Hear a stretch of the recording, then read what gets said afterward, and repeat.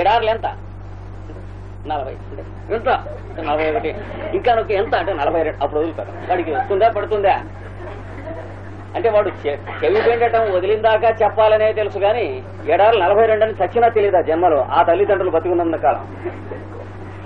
అంటే ఫూల్స్ అనమాట. వాడి వీపు మీద సాకిరవ పెడుతూ వీళ్ళ కామక్రోధాలు వాడి వీపు మీద తీర్చుకుంటూ ఉంటే వాడికి చదివే వస్తుంది మట్టి. వీళ్ళ పశుత్వం అంతా వాడి వీపు మీదే తీర్చుకుంటారు సాకిరవ బండల్ని. అక్కడ ఎందుకు వస్తుంది వాడికి దడ. ఆవిడేముంది చాక్లెట్లు అది కదా.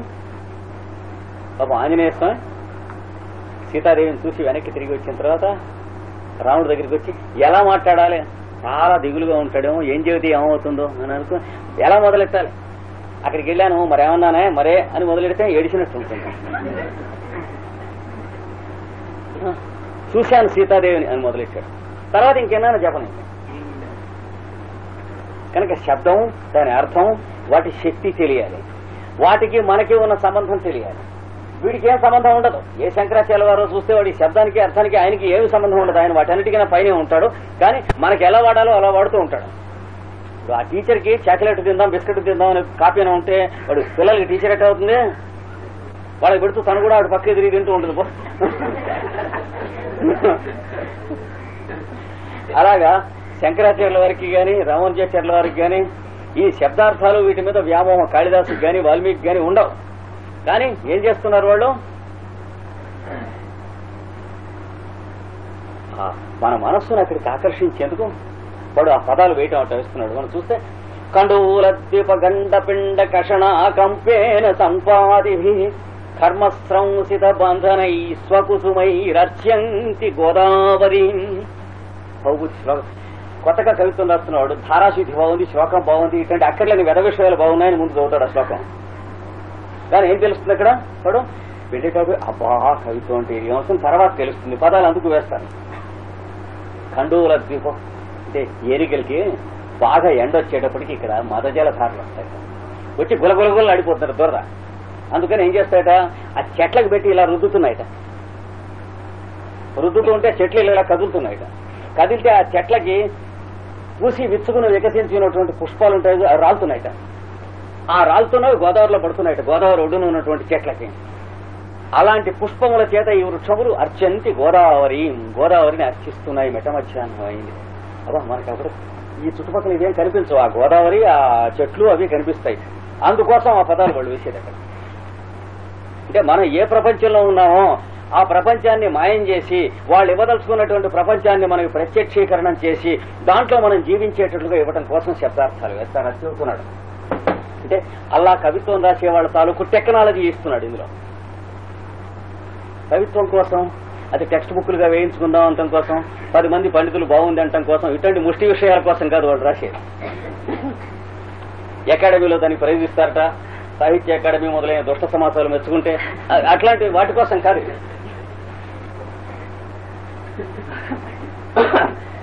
శబ్దార్థ జ్ఞాన వికల్పముల చేత అంటే శబ్ద జ్ఞానం. మనకి ఇదివరకు విన్న శబ్దం ఒకటి చాలా ఇష్టం అనుకోండి, ఇంకే కవిత్వంలో ఏ శ్లోకంలో అయినా ఆ శబ్దం వచ్చేటికి ఆ శ్లోకం గుర్తుంటున్నాం. కొత్తగా చదువుకునేటప్పటికి లైక్ డెమాస్క్ రోజ్ అన్నాడు షేక్స్పియర్, అది గుర్తుండిపోతుంది. ఎందుకంటే డెమాస్కస్ రోజ్ అంటే ఎంత సుకుమారంగా ఉంటుందో వాడి కింద నోట్స్ లో రాస్తారు. అందుకని శబ్దము వాటి వికల్పములు, అర్థములు వాటి వికల్పములు. అంటే తడతడతళ్ళు ఆడిపోయే ఘుమఘుమఘుమలు ఆడిపోయేటువంటి పోపు సామాన్లాగా వేస్తారు వాళ్ళు. కానీ పోపు కోసం కాదు కూర ఉండేది, కూర కోసం. పోపు తింటే చస్తారు, కూర రుచిగా తినటం కోసం పోపు అండి. అది వాళ్ళకి తెలుసు, ఆచార్యులకి, ఇవి రాసినటువంటి శాస్త్రకారులు. వీటితో పాటు సంకీర్ణ అంటే కలగాపలగంగా మీరు అనుభవించేటువంటి సమాపత్తి, దాన్ని సవితర్క అంటే వితర్కముతో కూడినటువంటి ఆనందానుభూతి అన్నాడు. అంటే ఇందులో మీరు పొందుతూ ఉన్నటువంటి ఆనందం అంతా నిజమైనటువంటి ఆనందం కాక శబ్దం తాలూకు మీకు మీ మీద ఉన్న ఇంప్రెషన్, అర్థం తాలూకు మీ మీద ఉన్న ఇంప్రెషన్, అవి కూడా కలిసి ఉంటాయండి. గ్లాసు నిండా ఇలా పాలు ఇలా ఆగబోసి తీసుకొచ్చాడు. పాలు మాత్రమే కాక నిండా నురుగు కూడా ఉంటుంది. ఎక్కడ బీరు పోకుండా అన్నాడు. అంటే బీరు కూడా అలాగే ఉంటున్నాడు వాడు, ఆ తాగేవాడు. ఎవరికి ఏది రుచో వాడికి అది నిండా ఉంటుంది. అంటే గ్లాసులోనేమో ముప్పాతికే ఉంటుంది పాలు బీరో, ఆ పైన నురుగు బీరు పోకుండా ఉంటుంది.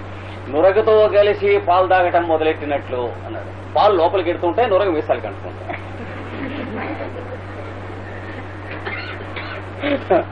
అలాగా మనని ఆకర్షించి ఎక్కడి దాకా తీసుకెళ్లటం కోసం శబ్దము, అర్థము, వాటి యొక్క వికల్పములు, వీటితో కూడినటువంటి సవితర్కం. అంటే మీరు అది వరకు ఆ శబ్దంతో ఉన్న సంబంధం, అది వరకు ఆ అర్థంతో ఉన్న సంబంధం ఉందనుకోండి. తామర పువ్వులు అని అనుకోండి. మీరు చిన్నప్పుడు కొత్తగా పెళ్ళయి మీ భార్య కాపురానికి వచ్చిన రోజుల్లో తామర పువ్వులు తరచుగా దొరుకుతూ ఉండేవి అనుకోండి. మీరు బాగా ముసలాళ్ళు అయిన తర్వాత ఎవరన్నా తామర పువ్వులు తీసుకొస్తే అవి గుర్తొస్తాయి. అందరికీ గుర్తురావు. అలాగే ఒక్కొక్కడు కొత్తగా భార్య కాపురానికి వచ్చినప్పుడు చిన్నప్పుడు ప్రతిరోజు వాళ్ళ ఊళ్ళో మల్లెపూలు కొనుక్కొచ్చేవాడు అనుకోండి. వీడు ముసలాడు అయినప్పుడు తర్వాత ఎక్కడ ఊళ్ళో మల్లెపూలు అని వింటే వాడు చిన్నప్పుడు రోజులు గుర్తొస్తాయి. ఇలాగా ఒక్కొక్క వస్తువుతో ఒక్కొక్క సంబంధం ఉంటుంది ఒక్కొక్కడికి. వాడు మా చిన్నప్పుడు సినిమాలో చూపించాడు. వాడు కత్తెర చూపిస్తే మొహందరి పడిపోయాడు. వాడు ఏం చేత వాడు పెద్ద డాక్టర్ పాపం.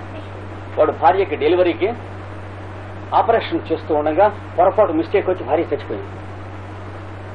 అప్పుడు ఆ కత్తెర ఇలా తెరిచి ఉన్నది చూస్తూ ఉండగా భార్య చచ్చిపోయింది. తర్వాత ఎప్పుడైనా కత్తెర ఎవడైనా తెరిచి చూపిస్తే వాడి మొహం తిరిగి పడిపోతాడు అనమాట, మూర్ఛ వస్తుంది. ఇది సినిమా తీశారు మా చిన్నప్పుడు. కత్తెర చూపిస్తే మూర్ఛ రావటం ఏమి ఉండదు, కానీ కత్తెరకి వాడికి ఉన్న సంబంధం అట్లాంటిది. అలాగా మంచి గాని చెడు గాని గుండెల్లో గాఢంగా నాటుకుపోయేటువంటి శబ్దాలతో గాని అర్థాలతో గాని ఒక్కొక్కడికి ఒక్కొక్క సంబంధం ఉంటుంది. ఆ సంబంధం యొక్క మెళకువలన్నీ తెలుసును. కాళిదాసు, భవభూతి, వాల్మీకి, వ్యాసుడు అనేటువంటి ముగ్గురో నలుగురో ద్విత్ర పంచశావ కవయ అన్నాడు. మిగతా వాళ్ళు 90 ఉంటూ ఉంటాం అనుకోండి. పిల్ల పెళ్లి కావాలి, కవిత్వం చేసుకునే వాళ్ళం, టెక్స్ట్ బుక్ గా పెట్టుకోవాలని నానా జతల కాళ్ళు బూట్లతో సహా పట్టుకునే వాళ్ళం. వీళ్ళందరికీ కావ్యాలు ఎట్లా అవుతాయి? కావ్యాలంటే కాళిదాసో, వ్యాసుడో, వాల్మీకో, భవభూతో, జయదేవుడో, లీలాశుకుడో వాళ్లే కవులు గాని మా పుస్తకం టెక్స్ట్ బుక్ గా పెట్టిస్తారని అడుక్కునేటువంటి పడుపు కూడు భుజించు వాళ్ళం అంతా కవులు అవుతాం. అందుకే పోతన వేరే నిలబడ్డాడు ఆయనప్పుడు. చూసారా? అలాంటి వాళ్ళ వాక్కులో మనం అనుభవిస్తూ ఉన్నప్పుడు సవితర్కమైన సమాపత్తి ఉంటుంది, వస్తుంది అన్నాడు. అంటే లోకంలో సంఘదోషం చచ్చిపోయి మనలో అలాంటి వాళ్ళ కావ్యాలు చదువుకున్నా సరే. ఇప్పుడు సౌందర్యలహరి రోజు చదువుకున్నాం అనుకోండి. ఇందాక మనం చదివిన శ్లోకం సౌందర్యలహరిలోది ఏమవుతుంది? క్రమంగా మనకున్న సంఘదోషాలు వదిలిపోతాయి. కోట వదిలిపోయి మనం చేస్తున్న ప్రయత్నం శబ్దాలకి టీకా తాత్పర్యం ఇవన్నీ తీసుకుని అందులో ఉన్నటువంటి అర్థం తెలుసుకుంటూ ఉండాలి, కృషి చేస్తూ ఉండాలి. కానీ ఆ పైన ఉన్న మహావైభవం దానంతరది మనకి తెలియకుండా మనలోకి ఎక్కుతూ ఉంటుంది. ఈ ఎక్కినప్పుడు అప్పుడు మనం అనుభవిస్తున్న ఆనందం ఉందే, ఆనందమును దాని నొరగయున్ను అన్నాడు. అంటే ఏంటి? నిజమైనటువంటి ఆనందానుభూతిని అంతకుముందు మనకి శబ్దాల మీద అర్థాల మీద ఉన్నటువంటి ఇంప్రెషన్ అవి ఇవి కలిసినటువంటి అనుభవం సుమా ఇది. ఆ నొరగ తీసేసినటువంటి ఎగ్జాక్ట్ గా మిల్క్ గా ఉండేటువంటిది తర్వాత సూత్రంలో చూతాడు. 41 సూత్రం 42వ సూత్రంలో చెప్పుకుంటున్నాం. 41వ సూత్రంలో ఏం చెప్పారు? క్షీణవృత్తి అయినటువంటి చిత్తమునకు జాతి రత్నము అభిజాతమైనటువంటి మణి అలే గృహీత గ్రహణ గ్రాహ్యము అను మూడిటి యందు దాని యందు ఉన్నటువంటి దాని అంజనత సమాపత్తి కలుగుతుంది. సమాపత్తి అనేటువంటి పదం వేశారు. సమాపత్తి అనే పదానికి సంగము అనే పదానికి తేడా చూసాము. ఆ తేడాన్ని బాగా గుర్తుపెట్టుకుని ఆ పదం వాడుతూ ఉన్నప్పుడల్లా జాగ్రత్తగా ఏదన్నా తినే పదార్థం పిల్లవాడి చేతిలో ఉంటే ఓ పటికి బెల్లం కానీ ఓ చక్కెర కానీ దాంట్లో ఎవడన్నా సిరాబుడ్డి వలకపోసాడనుకోండి దాని మీద,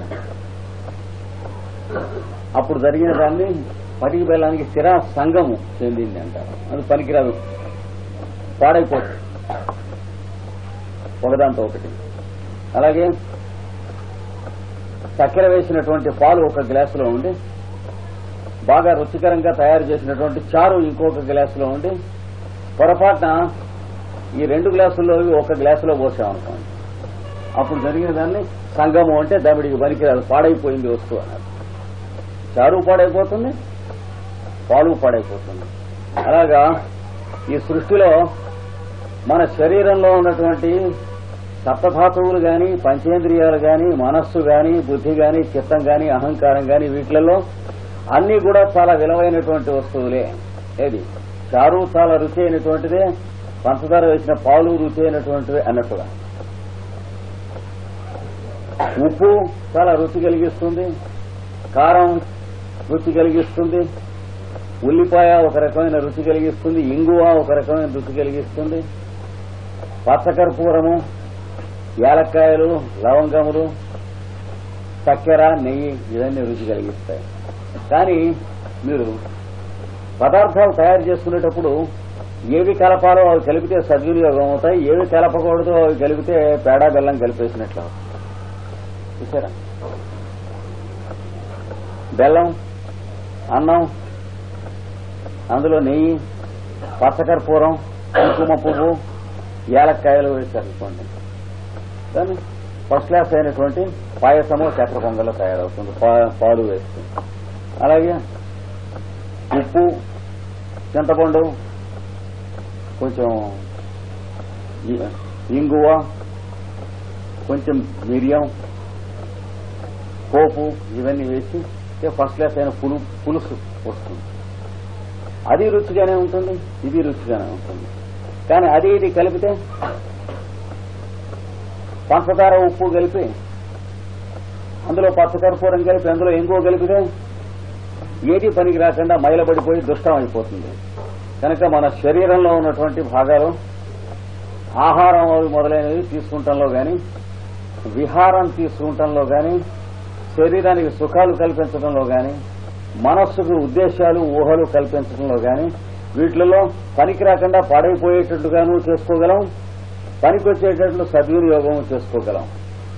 ఇందులో పనికొచ్చేటట్లు సద్వినియోగం చేసుకునేటువంటి విద్యయే ఇప్పుడు మనం చదువుకుంటున్నటువంటి యోగ విద్య. అది కాకపోతే పాడైపోయేటట్టుగా చేసుకుంటూ ఉంటే కలిగేటువంటి కల్లోలమే చిత్తవృత్తి అని అంటారు. ఆ చిత్తవృత్తి క్లిష్టము అంటే క్లేశములతో, అవిద్య మొదలైనటువంటి రాగద్వేషాదులతో కూడినటువంటి క్లేశములతో నానా అడ్డమైన వాసనలకు పాడైపోవడం. ఈ పాడైపోయినప్పుడు కలిసినటువంటి వస్తువుల్లో ఏ వస్తువు పనికిరాని వస్తువు కాదు, అన్ని విలువైనటువంటి వస్తువులే మనకు ఇవ్వబడ్డ. ఈ శరీరము చాలా విలువైనటువంటి వస్తువు ఇవ్వబడ్డది. తెలియక ఈ పాడు శరీరం ఏముంది, ఈ కట్టె ఏముంది, ఈ చీము నెత్తురు ఉన్నది, ఇలాంటి పెడవేదాంతం చెప్పేటువంటివన్నీ కూడా అబద్ధాల కబుర్లు. ఈ శరీరం అనేది దేహో దేవాలయ ప్రోక్త, జీవో దేవస్థానాపన. శరీరము దేవాలయంగా నిర్మాణం చేసి ఖర్చు లేకుండా తేరగా మనకు ఇవ్వబడ్డది. మన దగ్గర చందా ఏం పుచ్చుకోలేదు. గుడి కట్టిస్తున్నాం, నీ శరీరం కట్టిస్తాం, నాకు ఎంత ఇస్తావు అని కానీ, లేకపోతే ఓటేస్తావా అని కానీ అడుక్కున్న ముష్టి వాళ్ళు తయారు చేసింది కాదు ఇది శరీరం. చూసారా, మన ప్రతిఫల అపేక్ష ఏం అడగకుండా మనకి ఇచ్చినటువంటి ఒకానొక పరమ పవిత్రమైనటువంటి సాధనం. అలాంటి శరీరంతో ఏం తినాలి, ఏం తినకూడదు, ఏం త్రాగాలి, ఏం త్రాగకూడదు, ఏం వాగాలి, ఏం వాగకూడదు, దేన్ని చూడాలి, దేన్ని చూడకూడదు, ఏవి వినాలి, ఏవి తడకల్లో చెవులు పెట్టి వినకూడదు, ఇట్లాంటివి ఉన్నాయి చూడండి. ఇవి తెలుసుకోకపోవటం వల్ల ఏమవుతుంది, శరీరం పాకిబండిలా తయారు.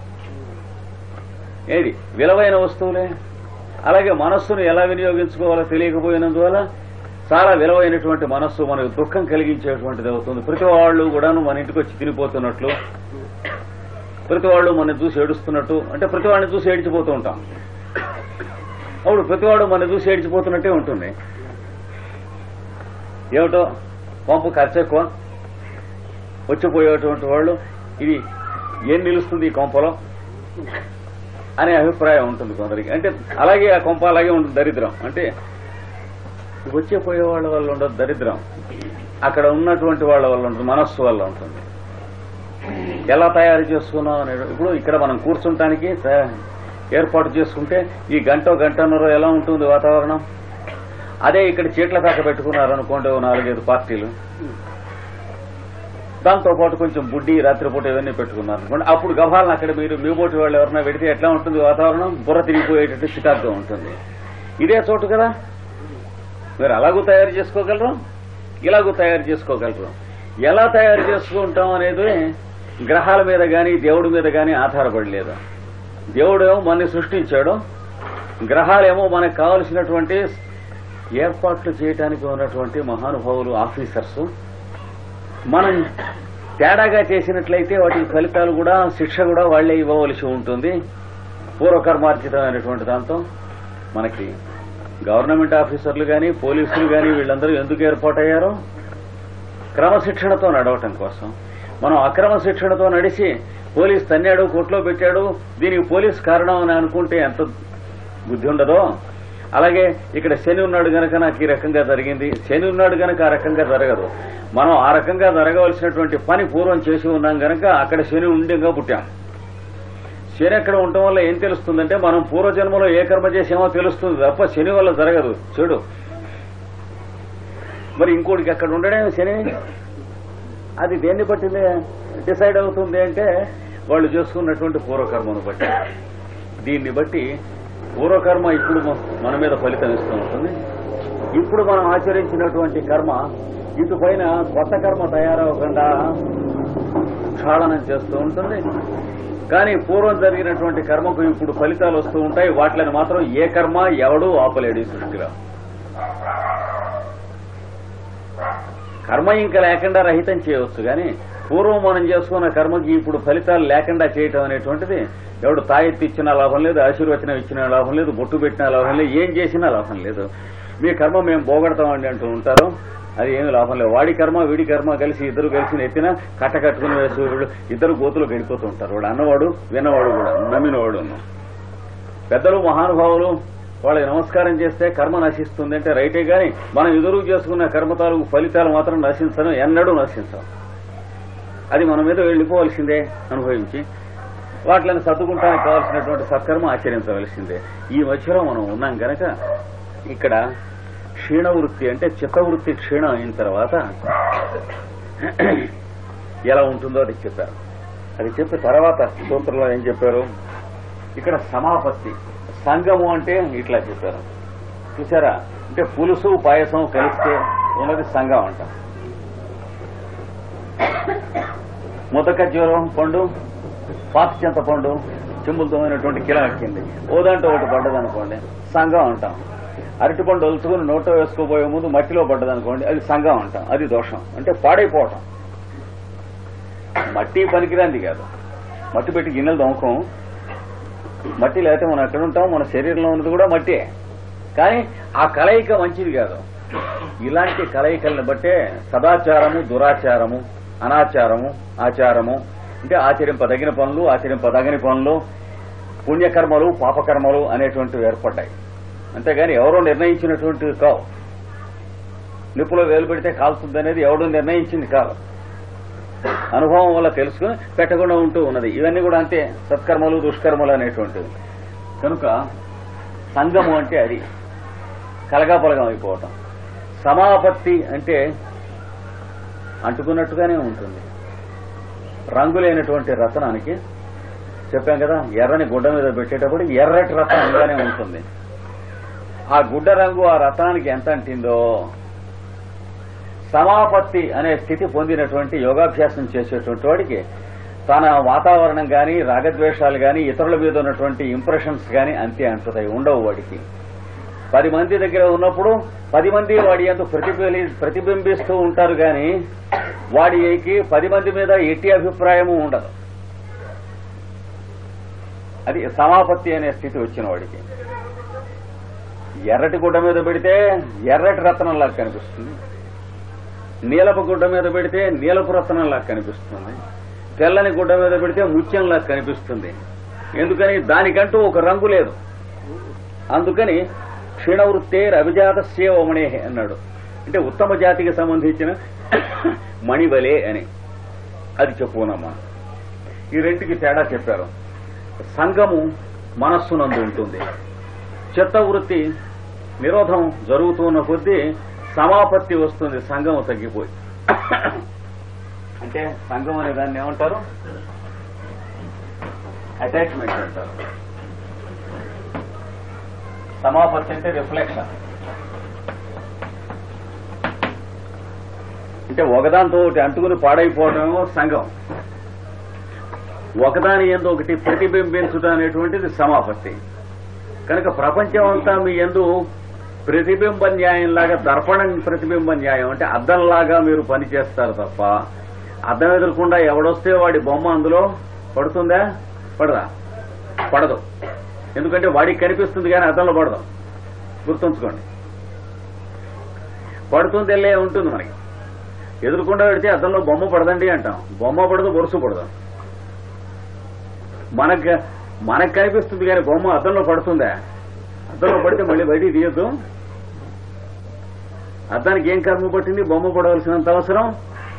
అలాగే యోగాభ్యాసం చేసేవాడికి ఎదటి వాళ్ళని గురించి వీళ్ళు మంచివాళ్ళు, వీళ్ళు చెడ్డవాళ్ళు అని చెప్పి కొంచెం సంతోషపడటం కానీ, కొంత వెష్టపడటం కానీ ఆ కర్మ, ఆ గతి వాడికి ఎన్నడూ పట్టదు.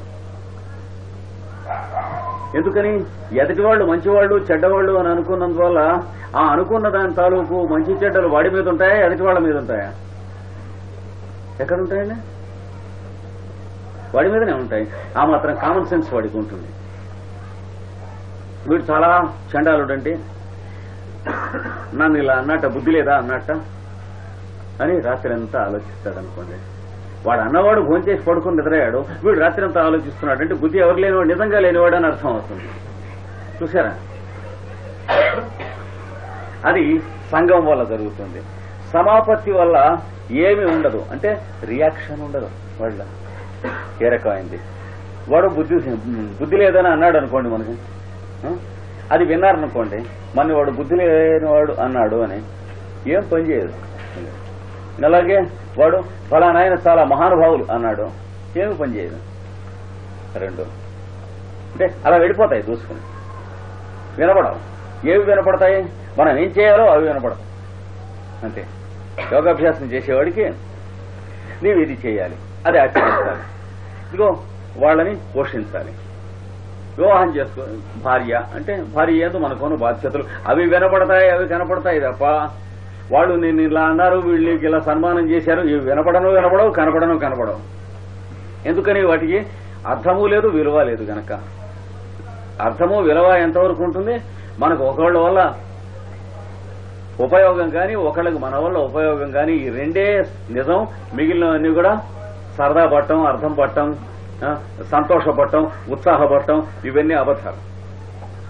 ఇవన్నీ మనకి నిజమైనటువంటి ఆనందం తెలియదు గనక, ఇలాంటివి లేకపోతే బతకలేం కనుక కుంటివాడి సంఖ్యలో కర్రల్లాగా అన్నమాట. కాసేపు సరదా పడటం, ఓ రోజున పండగగా ఉండటం, ఓ రోజున ఉత్సవంగా ఉండటం, ఓ రోజున ఏదో వ్యాపారంలో లాభం రావటం, ఉద్యోగంలో ప్రమోషన్ రావటం, ఇవన్నీ అప్పటి తాత్కాలికంగా సంతోషాన్ని మనకు కలగజేస్తూ ఉండకపోతే బతకలేం కనుక ఏది ఈ స్థితి వచ్చే లోపల దిక్కులేదుగా. మరి గట్టి ఇప్పుడు కాలు కన్ను లేని వాడికి చేతిలో కర్ర లేకపోతే ఎట్లా నిలుస్తాడు? మనకి కాలు కన్ను ఇంకా రాలేదు, యోగాభ్యాసం చేస్తే గాని రాదు. అంటే భౌతికమైనటువంటి కళ్ళు వచ్చినాయి, భౌతికమైనటువంటి చెవులు వచ్చినాయి, కానీ కళ్ళు రాలేదు, చెవులు రాలేదన్నాడు యేసుక్రీస్తు.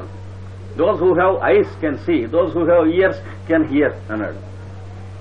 అంటే అర్థం ఏంటి? పత్తికాయల్లా గుడ్లున్నాయి కానీ ఏది చూడాలో అది చూడవలసిన కన్ను రాలేదు నాయనా మీకు అన్నాడు. తప్ప పెద్దవాడు వాడు అన్నాడంటే పడుగాకి ఎవడంటాడు? మనం మేలుకూరిన వాళ్ళు అంటారు. అందుకని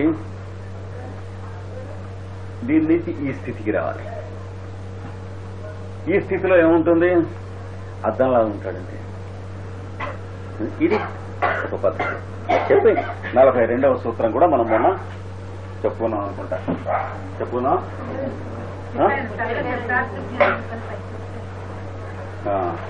తత్ర శబ్దార్థ జ్ఞాన వికల్పై సంకీర్ణ సవితర్క సమాపత్తి. ఈ సమాపత్తి రెండు రకాలన్నా. సవితర్క సమాపత్తి ఒకటి, నిర్వితర్క సమాపత్తి ఒకటి. సవితర్క సమాపత్తి అనేది మనం చెప్పుకున్నాం. అంటే అర్థం ఏమిటి? Conscious awareness. సవితర్క అంటే తాను సమాపత్తి పొందినట్లు తనకి తెలుస్తుంది. ఎలాగా? ఆ సమాపత్తి పొందాలనుకోండి, అందరం కలిసి రావణం చేద్దాం ఒక గంట. బాగుంది. చేస్తున్నంతసేపు మనకి ఏం తెలియదండి, పరిస్థితులన్నీ ఏం గుర్తులేవండి, ఈ ప్రపంచం కాదండి. ఆపాకో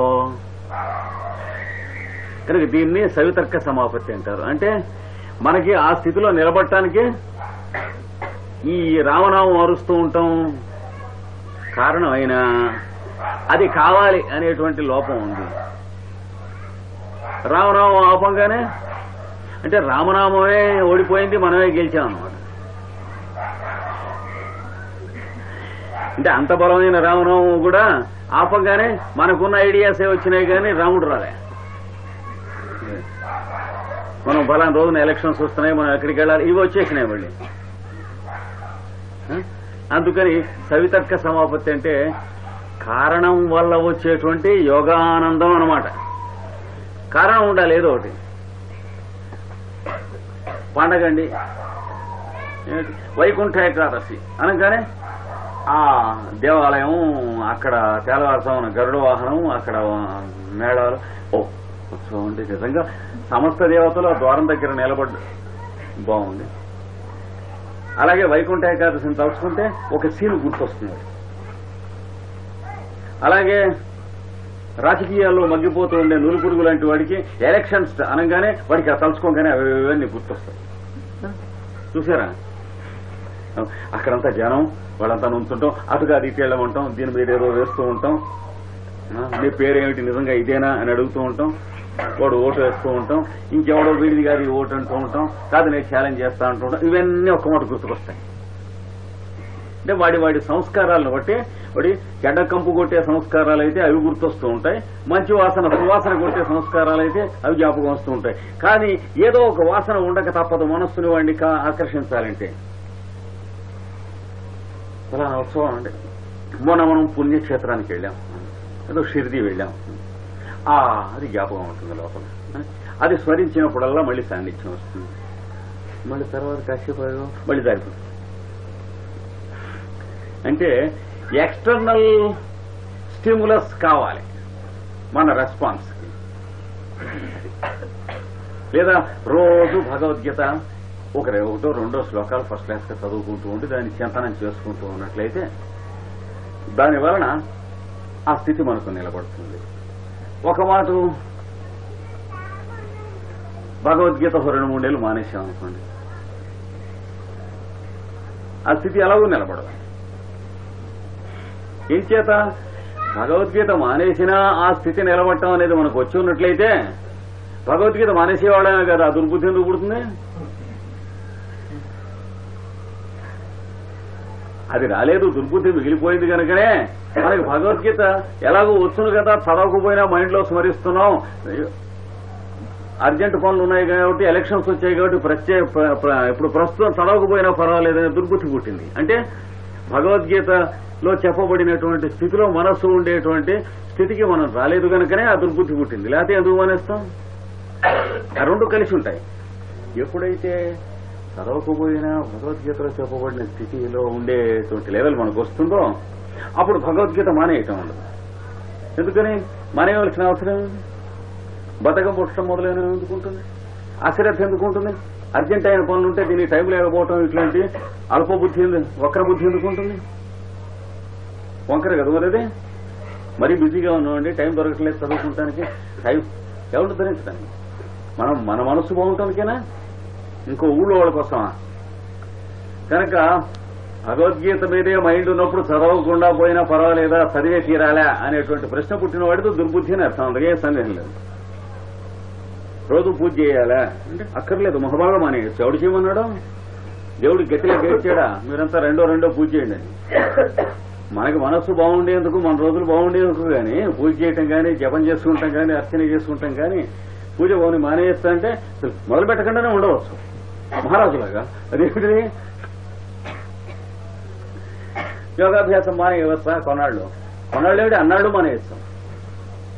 మనకు కావాలంటే చెబుతారు కానీ వాళ్ళు పట్టంజలి వాళ్ళును దారిపోయేటువంటి అక్కర్లేని వాడందరూ ఓట్ల కోసం పడికిచ్చే వాళ్ళందరినీ పిలిచి నీకా యోగాభ్యాసం చెబుతాను, వాడికేం గతి లేదా చెప్పడానికి? అదేం కాదు కదా. మనం కావాలని ఇక్కడ వచ్చి కూర్చున్నాం కానీ ఇక్కడ మిమ్మల్ని కూర్చోమని బలవంతం చేసాం. మనం నన్ను కానీ మిమ్మల్ని కానీ ఎవరు బలవంతం చేయలే. కనుక సెల్ఫ్ డిసిప్లిన్. అది ఆ మోస్తరుగా వచ్చినప్పుడు సెల్ఫ్ డిసిప్లిన్ కోసం ఇవన్నీ వస్తాయి. సత్సాంగత్యం మొదలైనవి. ఈ సత్సాంగత్యం మొదలైన వాటి మీద ఆధారపడి మనకు వచ్చేటువంటి స్థితి పేరు సవికల్ప సమాపత్తి. అంటే జాగ్రత్తగా ఉండండి. ఈ సత్సాంగత్యం ఆపేస్తే ఆ స్థితి సమాపత్తి అనే స్థితి ఆగిపోయి సంగము అనేటువంటి దుస్థితి తప్పకుండా వెంటనే వస్తుంది. జాగ్రత్తగా ఉండండి. అంటే అందరికీని మహానుభావులకు కూడానా, వాళ్ళకు కూడాను. ఎందుకంటే మహానుభావులకి ఆపేయటం ఉండదు.